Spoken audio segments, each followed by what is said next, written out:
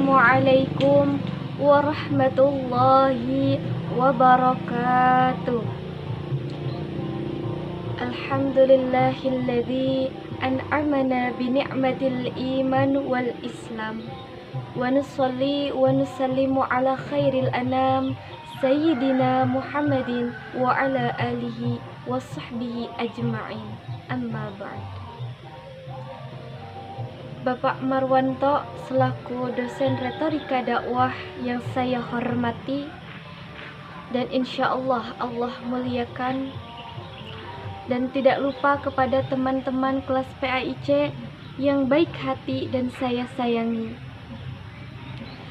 Segala puji bagi Allah yang Maha Pencipta atas segala sesuatu yang terdapat di alam semesta, penghancur segala bentuk penindasan dan diskriminasi terhadap kaum yang dipinggirkan oleh kawah budaya yang hanya berpihak kepada orang yang berdunia, yang telah mengizinkan kita bertatap muka via WA. Salawat serta salam semoga tetap tercurah kepada junjungan Islam, Nabi akhirul zaman yang senantiasa mendirikan salat malam, yakni Nabi Agung Muhammad Sallallahu Alaihi Wasallam. Tidak lupa pula kepada para keluarga, para sahabat, sampai kepada kita sebagai umatnya. Mudah-mudahan kita semua mendapatkan syafaatnya. Amin Allahumma amin. Sahabat dai yang dirahmati oleh Allah Subhanahu wa Ta'ala, berdakwah merupakan suatu kewajiban bagi umat muslim, meskipun para ulama berbeda pendapat dalam menetapkan hukum menyampaikan dakwah.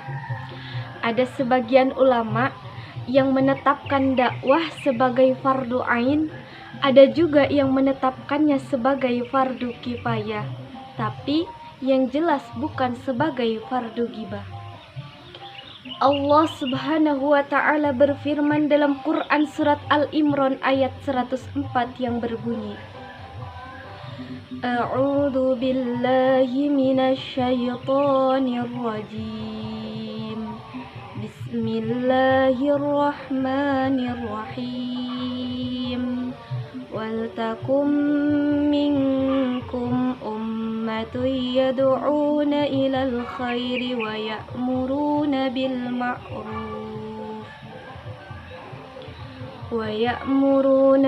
ma'ruf wa yanhauna 'anil munkar wa ulaika humul muflihun. Al-ayah, Shadaqallahul Adzim. Artinya, dan hendaklah di antara kamu ada segolongan orang yang menyeru kepada kebajikan, menyuruh berbuat yang ma'ruf dan mencegah dari yang mungkar, dan mereka itulah orang-orang yang beruntung.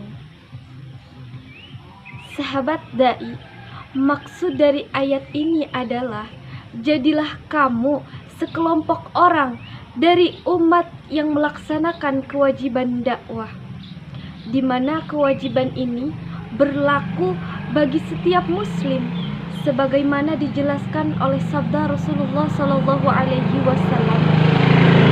Siapapun yang melihat kemungkaran, maka hendaklah ia mengubah dengan tangannya. Kalau tidak mampu, hendaklah mengubah dengan lisannya. Kalau tidak mampu, hendaklah mengubah dengan hatinya. Dan itulah selemah-lemah iman. Hadis riwayat Bukhari Muslim. Maka sahabat dai, perlu kita ingat bahwa dakwah itu untuk menegakkan ajaran-ajaran Allah yang merupakan kewajiban yang disyariatkan dan menjadi tanggung jawab yang harus dipikul oleh setiap kaum muslimin. Artinya apa? Setiap muslim dituntut untuk berdakwah sesuai kesanggupan, sesuai dengan peluang yang dia miliki. Oleh sebab itu, wajiblah bagi kita untuk senantiasa bersemangat dan berpartisipasi dalam menyebarkan ajaran Islam dimanapun kita berada dan kemanapun kita menuju. Tentulah kita sebagai pemuda-pemudi Muslim haruslah bersemangat, haruslah mempunyai semangat dan tangguh dalam berdakwah. Kita lihat contoh dari seorang figur yang paling mulia, yakni Nabi besar Muhammad sallallahu alaihi wasallam.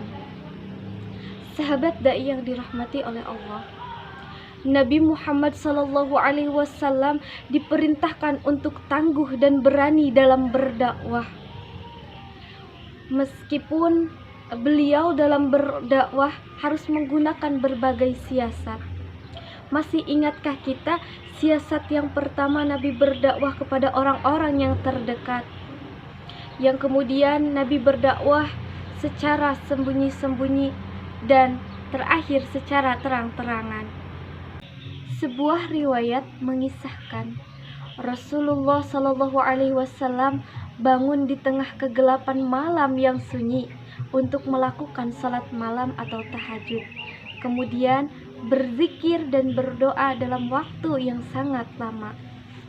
Kira-kira di sini adakah yang suka salat malam? Ada? Alhamdulillah kalau ada. Sahabat dai, Rasul tetap gagah menjalankan tugas kenabian. Nah, suatu ketika pemuka Quraisy datang menemui Abu Thalib. Siapakah Abu Thalib? Abu Thalib merupakan paman Nabi. Nah, pemuka Quraisy ini meminta Abu Thalib untuk menghentikan dakwah Nabi, dan hal itu ditolak oleh Abu Thalib. Lalu pemuka Quraisy memberikan pilihan. Kalau Abu Thalib tidak mau menghentikan dakwah Nabi, maka mereka sendiri yang akan melakukannya.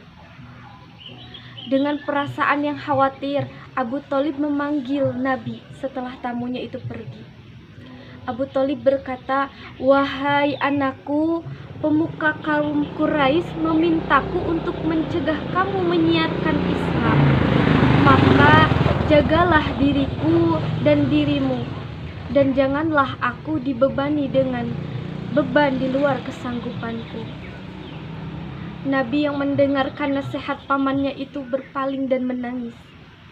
Kemudian berkata, "Demi Allah, wahai paman, sekiranya mereka meletakkan matahari di sebelah kananku dan bulan di sebelah kiriku dengan maksud agar aku meninggalkan dakwah ini, aku tidak akan goyah.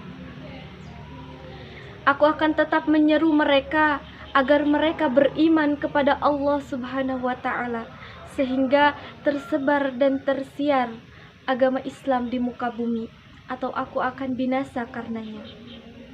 Namun aku tidak akan pernah meninggalkannya."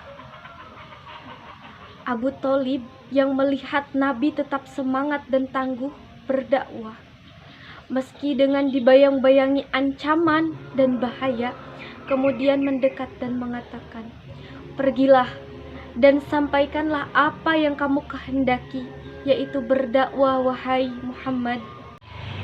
Masya Allah, sahabat dai yang dirahmati oleh Allah, dari kisah Nabi tadi kita bisa mengambil ibrah atau pelajaran bahwa apapun resiko dan tantangannya, kita harus berusaha untuk senantiasa berdakwah sesuai dengan kemampuan dan kesanggupan kita demi tegaknya agama Islam.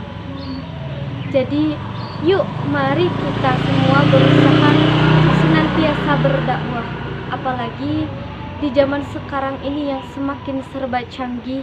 Kita harus semakin gigih karena berdakwah kini bisa juga dilakukan di media sosial masa kini.